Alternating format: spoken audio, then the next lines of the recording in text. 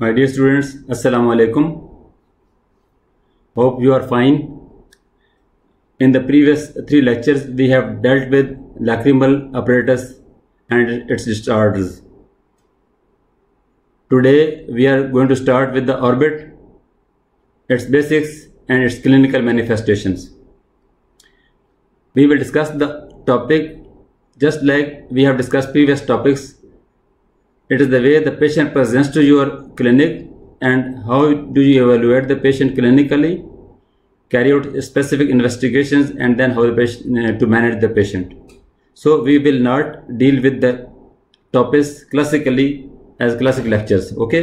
Because this is the way patient presents to you, and that is the way you manage the patient, and that is the way you are asked the questions in the examination.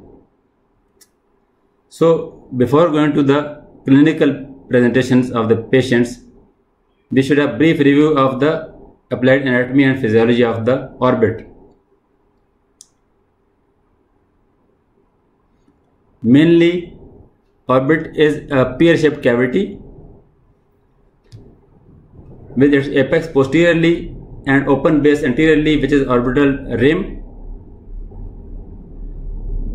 It is a cavity with 30 cc or 30 milliliter of total volume. Although it has a apex base, we have just talked, it has 4 walls, that is floor, roof, medial and lateral walls.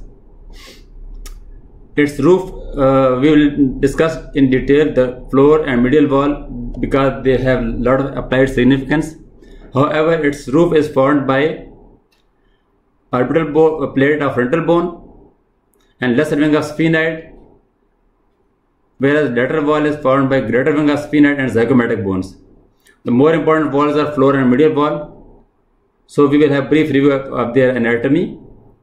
Floor has 3 bones in it: orbital plate of maxilla, orbital surface of the zygomatic bone, and orbital process of the palatine bone. These 3 bones, they completely form the floor of the orbit. The floor orbit is very important because it separates the orbit inferiorly from maxillary sinus and upper jaw. So the problems are infection from the maxillary sinus or upper jaw can involve the orbit. Similarly, medial wall is very important. It consists from anteroposterior aspects: frontal process of maxilla, lacrimal bone, lamina papyracea of the ethmoid, and bony sphenoid. Going back to previous diagram, here you can see medial wall, bones on the medial wall like that. You see lacrimal bone here. The main portion is formed by the ethmoid, and posterior portion is the part of sphenoid in which there you can see medial side is the foramen for the optic nerve known as optic canal. So lacrimal bone, ethmoid bone, and sphenoid posteriorly. Although partially anterior portion is having a anterior crest from the nasal bone as well, and maxilla.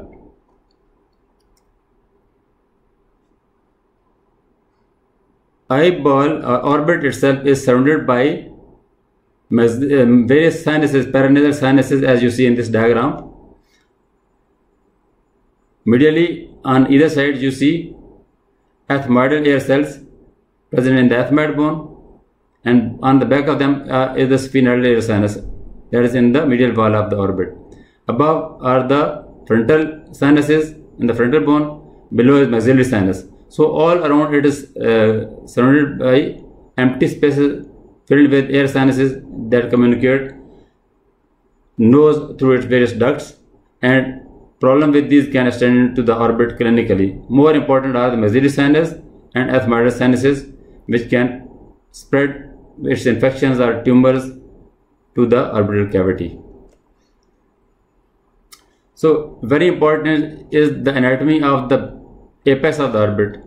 I have drawn this diagram for you, and you should monitor it carefully. You should read it and you should learn it. You should draw it and then you should label it, because this may be asked to label it and draw various structures passing through it. So primarily this black line, black oval sort of shape is based on the presence of annulus of Zinn. Annulus of Zinn is a strong tendinous ring attached to the apex of the orbit. It surrounds completely optic canal, passes through the lower half of the superior orbital fissure, and then completes like an oval sort of geometrical appearance in the apex. It forms actually the apex of the orbit. So all the muscles of the extraorbital muscles, extraocular muscles, they arise around this portion of annulus of Zinn, partly from annulus of Zinn and partly from the bone around. Look here, superiorly there is common origin of superior rectus and levator papilla superioris. Superomedially is the superior oblique muscle, medially is medial rectus, then inferior rectus and lateral rectus accordingly. On the medial side you see optic canal as the blue circle here containing two structures, second nerve or optic nerve here and ophthalmic artery on its lateral side. The other portion major structure is the superior orbital fissure. Lateral to the optic canal, a ring passes through the lower half of this fissure and divides into two parts. Outer portion contains three nerves, that is lacrimal nerve, frontal nerve and fourth or trochlear nerve. There is a formula to remember it. LFT. LFT is the abbreviation of liver function test. So you apply it here as well. Structure passing through the superior orbital fissure above the annulus of Zinn. They are LFT. Lacrimal nerve, frontal nerve and trochlear nerve or fourth nerve. Lacrimal and frontal nerves are branches of the ophthalmic division of trigeminal nerve, and fourth or oculomotor nerve is a separate nerve that supplies the superior oblique muscle. This is present in the middle portion of the upper portion of superior orbital fissure. In between these, the area is covered by superior ophthalmic vein, which enters from this fissure into the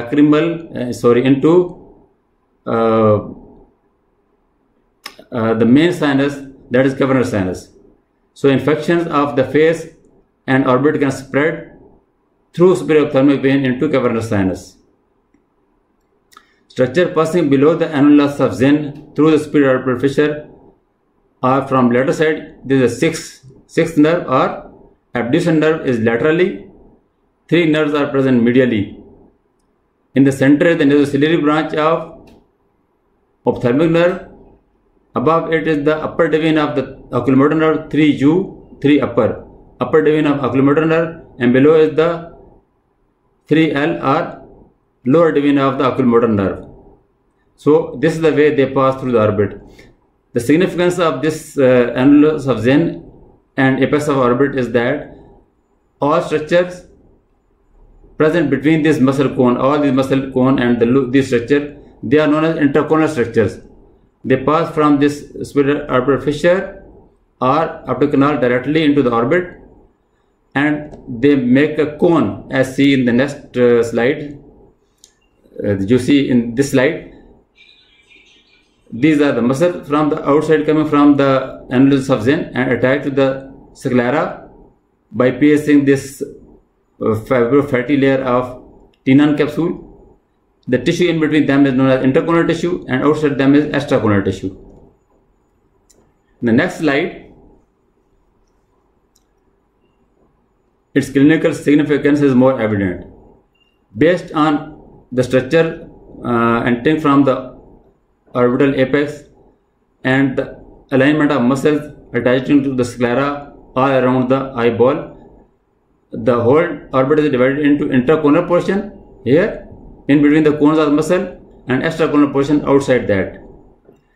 The lesions that are present inside the cone like interconal lesions like cavernous hemangioma, optic nerve glioma and optic nerve meningioma, and arteriovenous malformations They are present in this area, in the corneal tissue. Similarly, infiltration of secondary lymphoid tumors, they all accumulate in this area, as well as thyroid gland disease, in which exophthalmos, there is swelling of this tissue, and this pushes the eyeball forward and causing axial proptosis. Any swelling in this area in the intracorneal region causes axial proptosis, that is eyeball bulging directly forward. However, if there is lesion on its sides or above or below it, that will cause paraxial proptosis. The eye will be not bulging directly forward, it will be bulging forward and outward, forward and medially, forward and down, forward and up, depending upon the lesions, like these mentioned in this diagram, like cysts, tumors or muscle involvements, etc. Now, clinically, the patient present in three ways. Now, one, proptosis and exophthalmos, where there is bulging of the eyeball; phthisis or enophthalmos, where there is sinking of the eyeball; and orbital wall fractures. What is proptosis and exophthalmos? Proptosis is forward protrusion of the eyeball from any cause, whereas exophthalmos is protrusion of the eyeball due to thyroid eye disease. It is active protrusion of the eyeball due to inflammation related to immune reaction of thyroid eye disease in the orbit. So that is exophthalmos. That is the way you differentiate between the exophthalmos and common proptosis.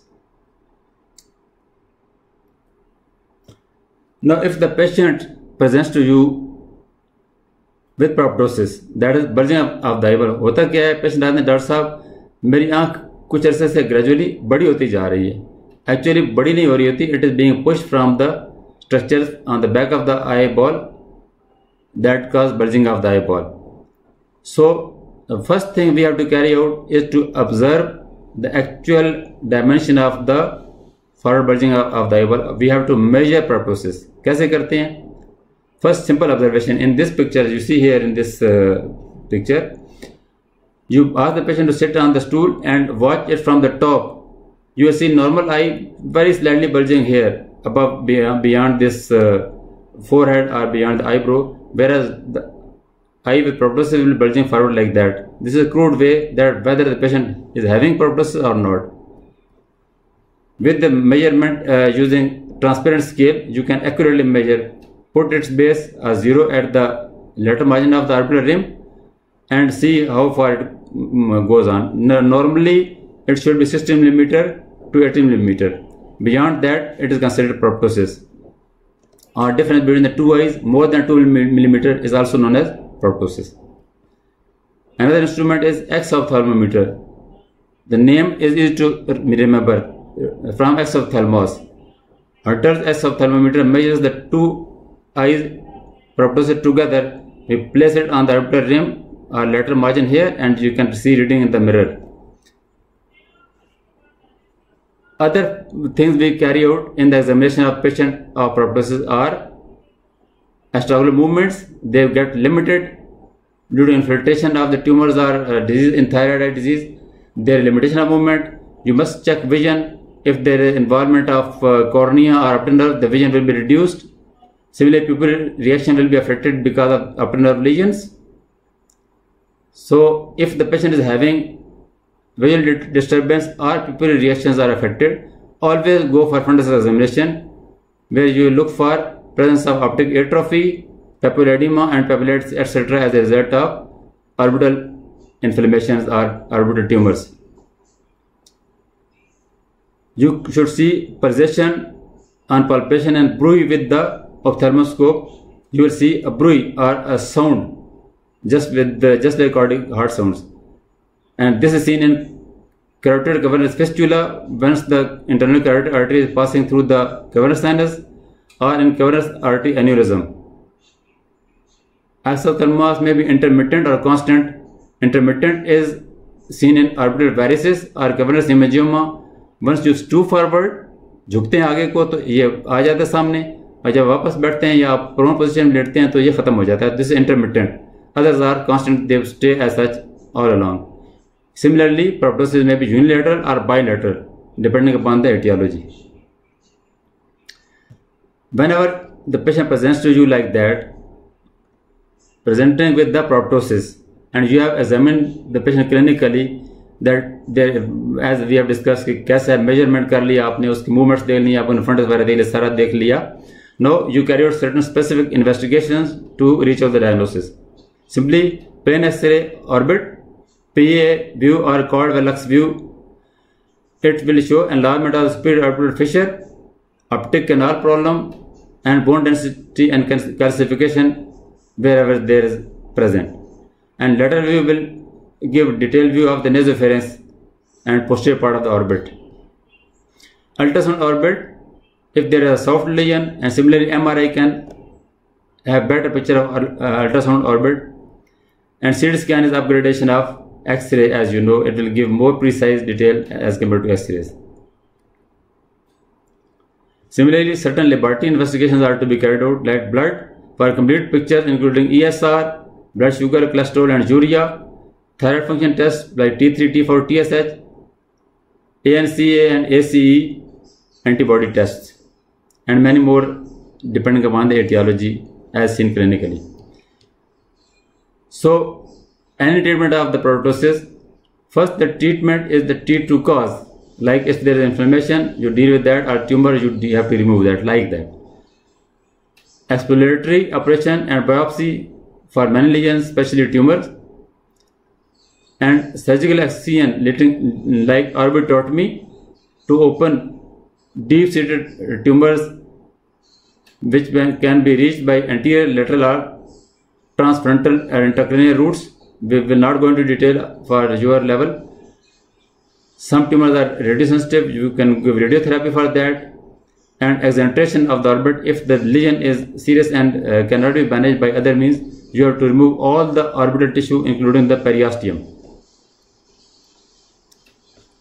Now, before that, you should be able to know whether the patient is having proptosis or it is a pseudoproptosis. What is pseudoproptosis? The eyes look bulging like in this child, but that is not actually proptosis. Conditions like ophthalmos or congenital glaucoma, high degree of axial myopia. In myopes, the eye is bigger than normal. Antistaphyloma, bulging of that cornea and ciliary body because of weak scleral tissue. Similarly, sometimes there is retraction of the eyelids due to some reason and it looks that eye is bulging forward. Simply you can measure it as I told with the transparent rule, and it will not be going beyond 18 millimeters, so it will not be proptosis. So it is pseudoproptosis, you should keep in mind. Thank you very much.